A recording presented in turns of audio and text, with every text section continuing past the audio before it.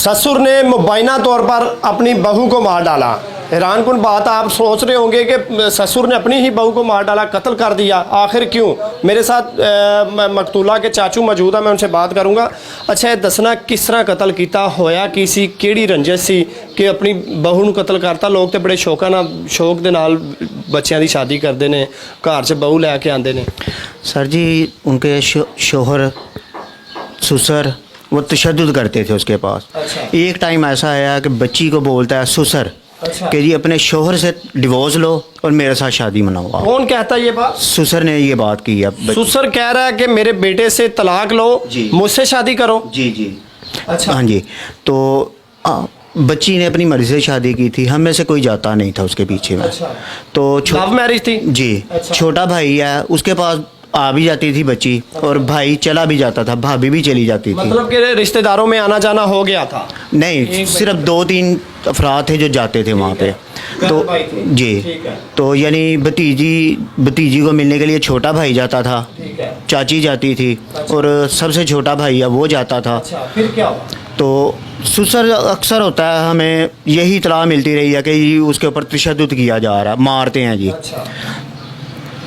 अब बच्ची को तकरीबन 15 या 20 दिन पहले की बात है, ससुर ने उसे मारा पीटा है, बहुत बुरी तरह मारा है। अच्छा। यहाँ तक कि उसने ज्यादती भी की है बच्ची के साथ, क्योंकि बच्ची ने अपनी बहू के साथ ज्यादती कर डाली। जी सर जी। अच्छा। वो अपनी चाची को उसने बताया है अच्छा। कि मेरे ससुर ने भी मेरे साथ ज्यादती की है। अच्छा। तो उसके बाद मुझे तशद्दुद किया। अच्छा। दीवार में पकड़ कर उसका सर मारा। ज़हनी तौर पे बच्ची वो पागल हो चुकी थी। यहाँ तक कि उन्होंने दरबार पे भी बिठाया कि जी यहाँ से पैसे इकट्ठे करो लोगों से तो हमें दो जी, दाता दरबार। वहाँ पे बिठाया गया उस बच्ची को। और जो था दीवार के साथ मारा जी। फिर क्या हुआ? हॉस्पिटल में रही, दम तोड़ गई, फिर हुआ क्या था? सर जी वो ज़हनी तौर पे मेंटल हो चुकी थी। ठीक है। तकरीबन 15 रोज़ वो हॉस्पिटल में भी रही है। तो वहाँ पे उन्होंने बताया नहीं है कि हमने ऐसे इसके साथ किया, तो मैं उसका ट्रीटमेंट करवाते रहे हैं कि जी बुखार है, हमें बताते हैं जी बुखार करवाते रहे ट्रीटमेंट? जी। अच्छा। छोटा भाई जाता भी रहा वहाँ पे। अच्छा। उनके अम्मी भी जाती रही हैं। उसके बाद जिस वक्त मालूम पड़ा कि जी हॉस्पिटल में है, अम्मी भी जाती रही हैं, बहनें भी जाती रही हैं। अच्छा। यानी बहन के साथ भी उसकी वालदा ने अच्छा। झगड़ा डाल लिया था हॉस्पिटल में। तो बहन ने फिर कहा है कि ये बच्ची ऐसे बीमार नहीं हुई है, ये आपने की हुई है। अच्छा। क्योंकि तशद्दुद किया गया हुआ इसके ऊपर। अच्छा। इसके ऊपर पे।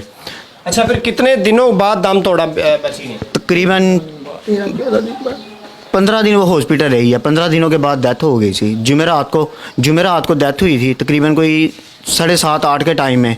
तो हमें उन्होंने 10 बजे का टाइम इतला दी है। और वो भी उसकी फुप्पो को इतला दी है गुजरांवाला में। अच्छा। फुप्पो ने फ़ोन किया है कि जी ऐसे वो डेथ हो गई, आपको पता है। माँ जी ਤੁਹਾਡੀ की लगती सी? मेरी पोती थी बेटे। अच्छा। मेरी पोती थी, मैंने छोटी सी पाली थी, ये कोई साल की भी नहीं थी जब मैंने रखी।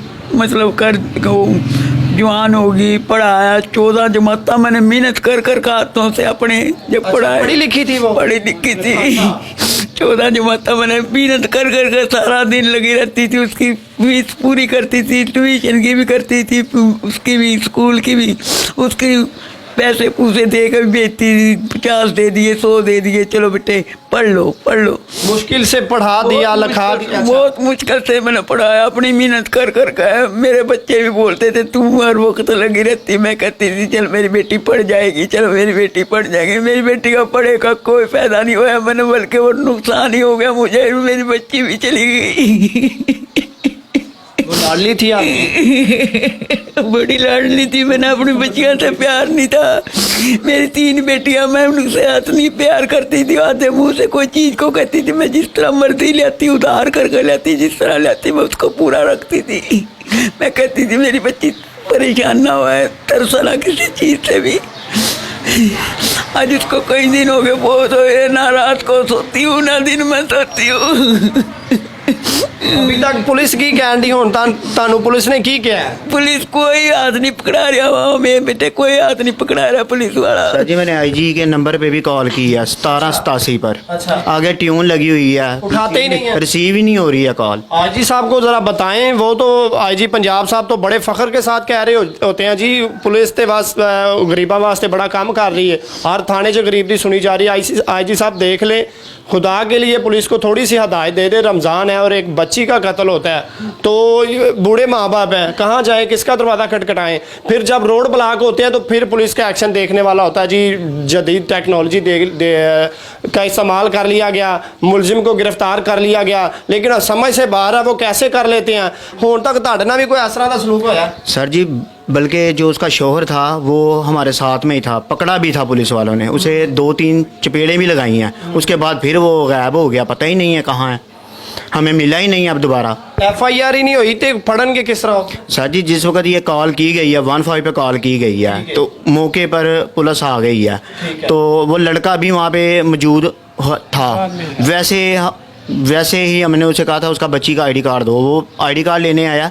पूरे मोहल्ले ने गवाही दी है कि जी बच्ची के ऊपर तशद्दुद करते थे, दिन रात मारते थे। मेडिकल रिपोर्ट नहीं अभी तक आई? अभी तक सर जी जब जमा ही नहीं आगे होगी तो आएगी कैसे? अच्छा, सैंपल आगे जमा ही नहीं करवाए? जमा ही नहीं करवाए हैं अब तक सैंपल उन्होंने। गरीब लोग हैं, क्या करें, किसका दरवाज़ा खटखटाएं?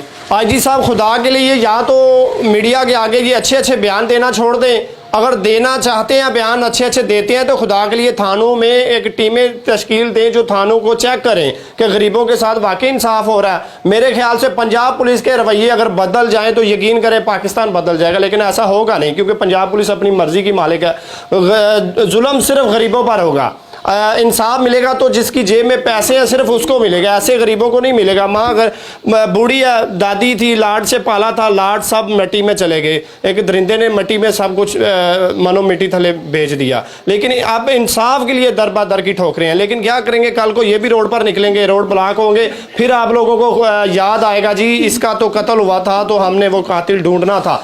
अभी याद नहीं आएगा, रोड जब ब्लॉक होगा फिर आप लोगों को याद आएगा। अपने मेज़बान अंसर बड़ी को दीजिए इजाज़त, अल्लाह हाफिज़।